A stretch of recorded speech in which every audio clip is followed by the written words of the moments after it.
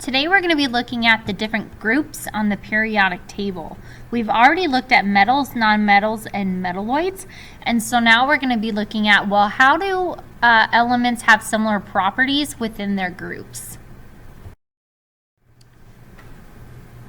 The first thing I want you to do is to pause the video and color code your little periodic table that you already have glued in your notebook to match the periodic table on this slide.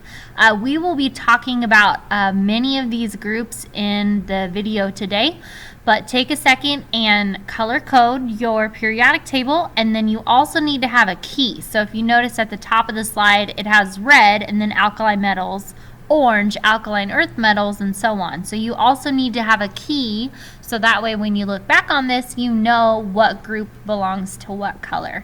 So color code your small periodic table in your notes, just like the one here.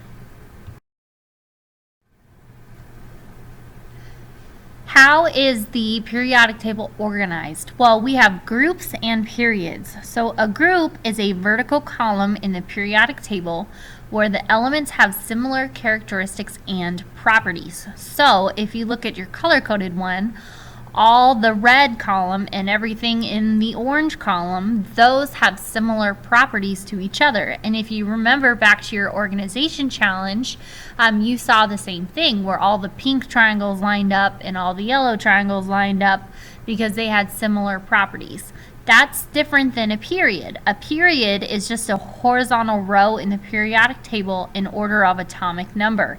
And these typically don't have similar properties going across in a row. So a way that you can remember the difference between a group and a period is that think of a group as in your group of friends, meaning that you guys all kind of have similar interests and you like hanging out together, you have similar characteristics or properties, the same way a group does on the periodic table.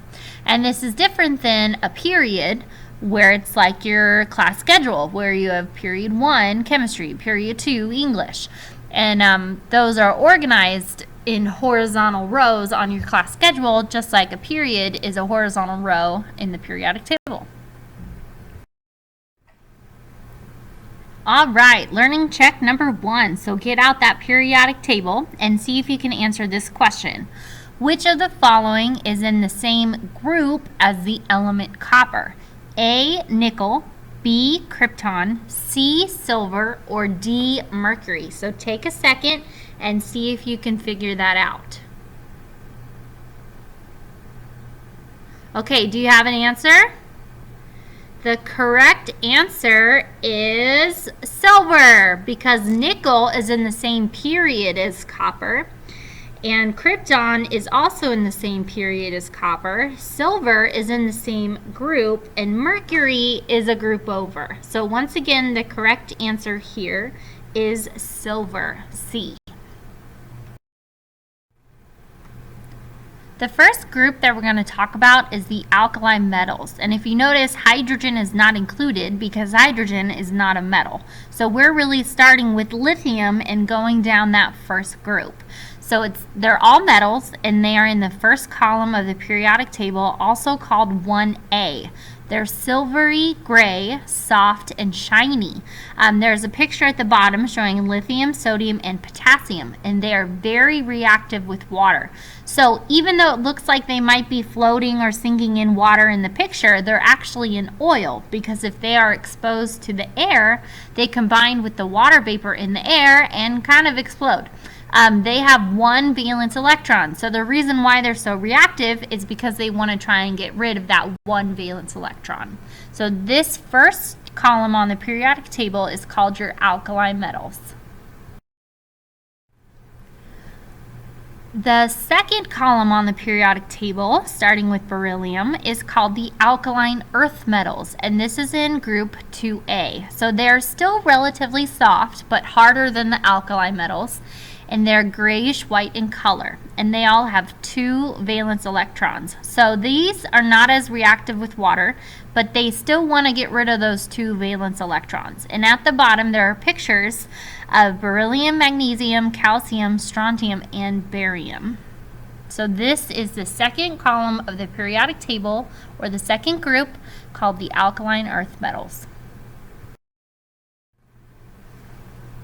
Are you paying attention? Because here comes learning check number 2. Which of the following is an alkali metal? Okay, so remember what column or what group are the alkali metals. So we've got A, potassium, B, calcium, C, beryllium, or D, hydrogen. So take a second and look at your periodic table and see if you can figure out the answer.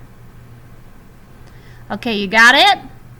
The correct answer is A, potassium. A is an alkali metal. So calcium and beryllium, or choices B and C, are alkaline earth metals. And D, hydrogen, even though it's in group 1A, it is not a metal, and so it is not classified as an alkali metal. So once again, the correct answer is A, potassium. Next are the transition metals, and this is the gray group that you colored on your small periodic table, and this is also called the B group. Most of these metals are ductile, malleable, and good conductors, and they also have valence electrons in 2 shells instead of 1, causing multiple ions, and we'll get to that when we talk about how transition metals form compounds in our next unit. But if you look at the bottom, we have pictures of copper, zinc, silver, and gold. These are the inner transition metals, and these are the ones that you colored green from your small periodic table earlier. These inner transition metals are also called the F block, and this is because of their electron configuration. They're all radioactive.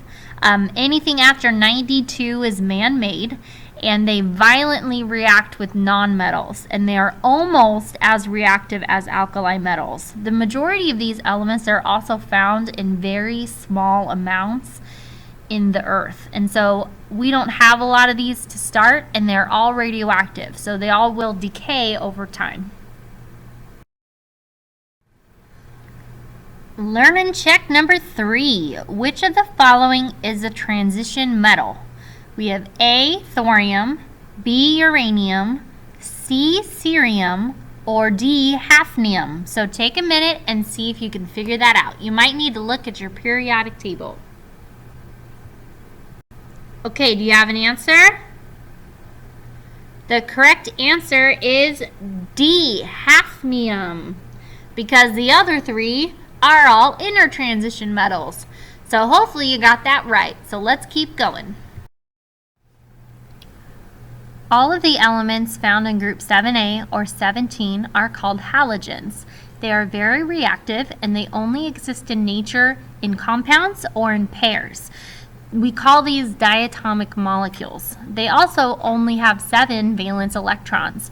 If you look on the right, there are pictures that correspond to each element on the periodic table, starting at the top with fluorine.